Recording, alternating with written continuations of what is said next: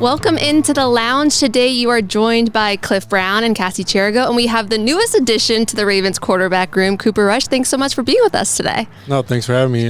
Super excited. Kind of take us through your free agency process, how you ended up here to the Ravens. You've obviously been with the Cowboys for a long period of time. So kind of when in the process for you did you know that the Ravens were a possibility? Pretty late in the process, kind of came out of nowhere, and was super excited when my agent said the Ravens called. Obviously from afar, they're in Dallas. You see the Ravens are a well-run, good organization. Obviously tons of success, especially recently. So it was like, wow, okay, this is sweet. And it materialized, and here we are. You've been in a quarterback room with Dak Prescott. How much are you looking forward to being in a quarterback room with Lamar Jackson? Yeah, super excited. I mean, former MVP twice, I believe. So, I mean, pretty excited to get to watch it up close, see how it's done, and help in any way I can. The room's led by T. Martin. Do you have any familiarity with him, and have you gotten a chance to talk to either him or Lamar since you've signed? I met T in the hallway. That was about it, real quick, and have not met Lamar yet. So, when we get here in a month or so, really looking forward to that, and getting myself comfortable in that room and getting them comfortable with me and working together.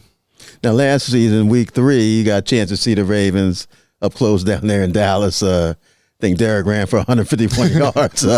How nice is it going to be handing off to Derek rather than seeing him run against your team? Yeah, definitely wouldn't want to tackle that. Felt bad for our guys, that day.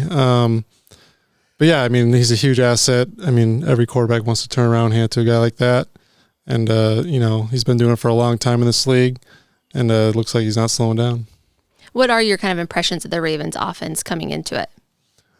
Just kind of seeing it. Last year with Dallas, we played the AFC North, so got to see them a little more on film, and, they can kind of do it all. They can run it, they can throw it. I think they took a huge step. I mean, you watched Lamar had 40 passing touchdowns or whatever last year. So they can really evolve to whatever they need to be that day, and they can do it. Now, how do you go about building chemistry with this new receiving core, your new targets, and how long do you think that process is going to take? I don't think too long. Obviously, you got to gain some rapport with them, and but you learn pretty quickly. Throw a couple times with a few guys, and all of a sudden you're like, okay, and it clicks faster than you think. And so really excited. They have a good group. Obviously, just signed D-Hop too. So I mean, it's a real exciting group to work with. Also, you're looking forward to. You got to learn a playbook. Todd Monken, one of the top coordinators obviously in the league. Take me through that process, and are you a little worried about how thick the playbook's going to be? or No, just take me through that. I think I'm really excited for that part. Kind of get to nerd out and learn a new offense. I've been in one for a long time. It's been pretty similar every year. So to kind of branch out and, dive into that study process again is exciting and refreshing. Did you get a chance to meet him while you were here today at all? No, I talked on the phone with him, had a great conversation, but not today, no. You've been a backup quarterback and have done it well. What are some of the keys to doing that, being a guy who seems to always be ready, even though you don't know when you might play? Yeah, that's the name of the game, is you be ready. That's your job description. Your number one job description is be ready. And your goal when you're called upon, you go win, and that's the job. I feel like I can do a good job of when you have to be that guy, you can be that guy, and when you don't, you go back into that other role, being an asset in the room, helping out while still preparing. And I think just throughout the years, I've gotten better at that.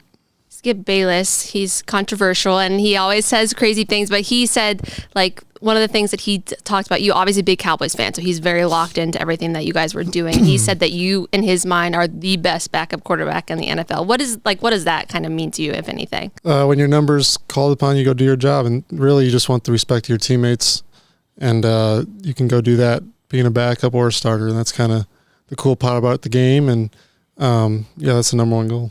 Now, you're 9-5 as a starter, so obviously when you've gotten a chance, you've kept the team winning. How much pride do you take in being, okay, if I have to come in for Lamar, we're going to go out and, expect to win and win with me under center as opposed to him.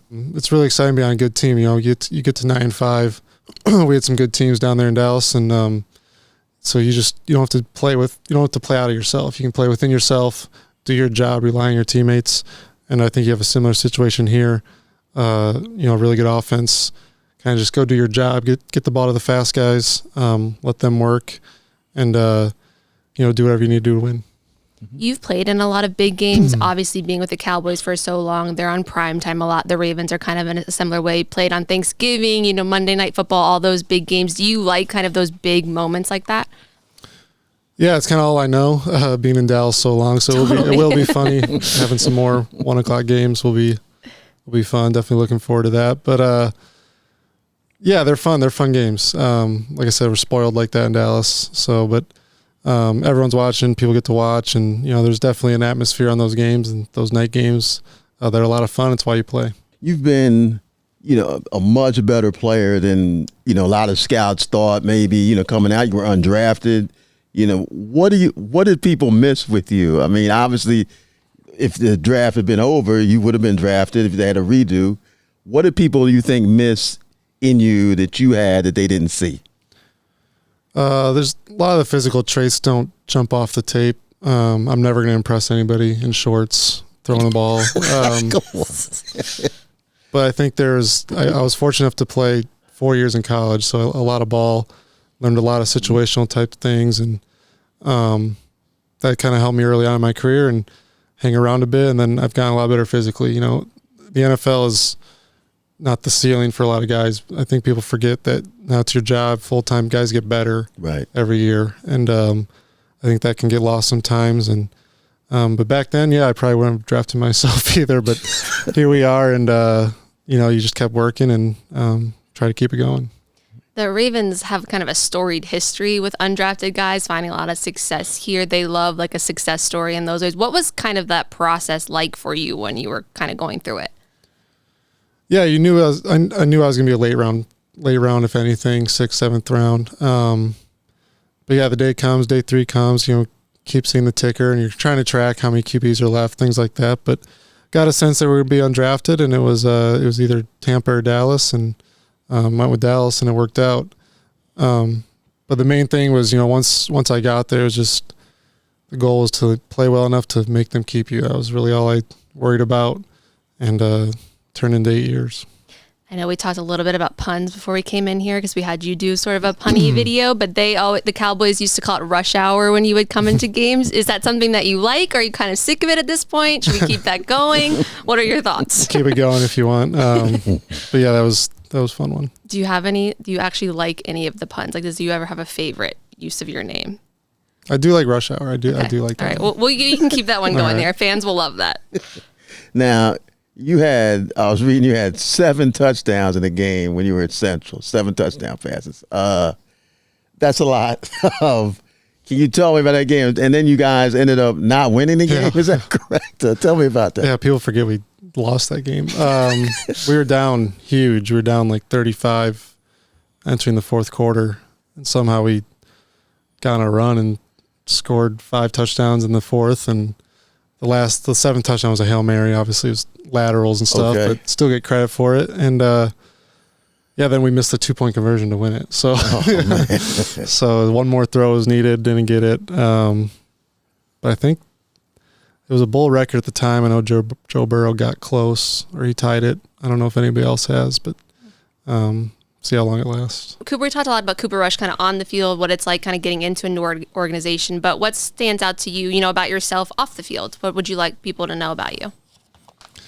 I don't know. I mean, I'm pretty simple. I'm obsessed with golf, big golfer. Got a family, got two daughters, 4 and 2, so full-time dad. We are in it, and but things are good. I'm excited to get up here, see the East Coast and all that. Who some people been influential in your career? Early on, Jason Garrett was great, and then Kellen Moore as a teammate and as a coach, had him a couple different ways, and I'll always be great friends with Dak. Was huge. I've kind of with him my whole career, so we had a lot of good times together. And those 3 guys and Mike McCarthy last couple of years calling plays. Well, I learned a ton, and I've been fortunate to be around people that really helped me.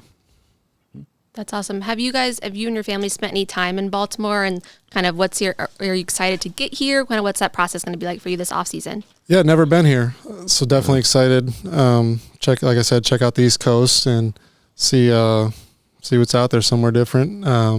That's part of this league. You can end up seeing a lot of parts of the country, and we're excited to finally get that chance. That's awesome. I have to ask you one more Maryland question for our fans here. It's very specific, but do you know how to pick crabs yet?